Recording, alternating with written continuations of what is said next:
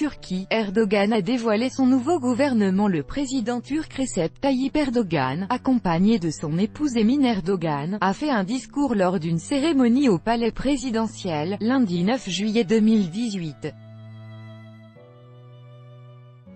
Reuters, Ümit Bektaş. En Turquie, Recep Tayyip Erdogan a entamé, lundi 9 juillet, un nouveau mandat avec de vastes pouvoirs, dans le cadre d'un nouveau régime hyper-présidentiel marqué par la disparition du poste de Premier ministre.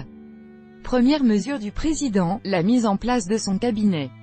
Recep Tayyip Erdogan a annoncé dans la soirée les noms de ses ministres. Et il y a quelques surprises. Avec notre correspondante à Istanbul, Anne Andelouer. Première grande nouveauté de ce gouvernement, le titre de vice-président fait son apparition. Recep Tayyip Erdogan aurait pu en choisir plusieurs, mais il n'y en aura qu'un, Fuat Oktay, sous-secrétaire du Premier ministre dans le gouvernement précédent. C'est un proche d'Erdogan passé longuement par le privé et qui ne risque pas de lui faire de l'ombre. Pour le reste, comme attendu, c'est un cabinet très resserré de 16 ministères, contre 26 précédemment, avec une continuité certaine et quelques surprises.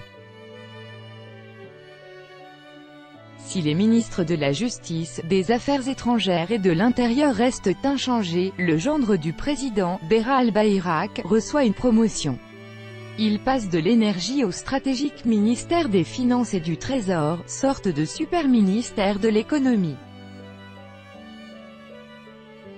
Recep Tayyip Erdogan a donc confié à un très proche ce poste d'autant plus important que l'économie turque fait face à de nombreux périls.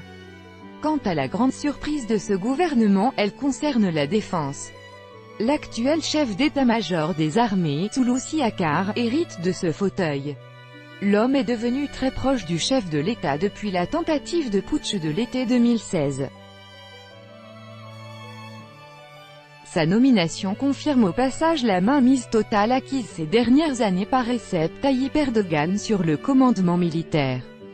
Relire, Turquie, Recep Tayyip Erdogan a gagné son pari.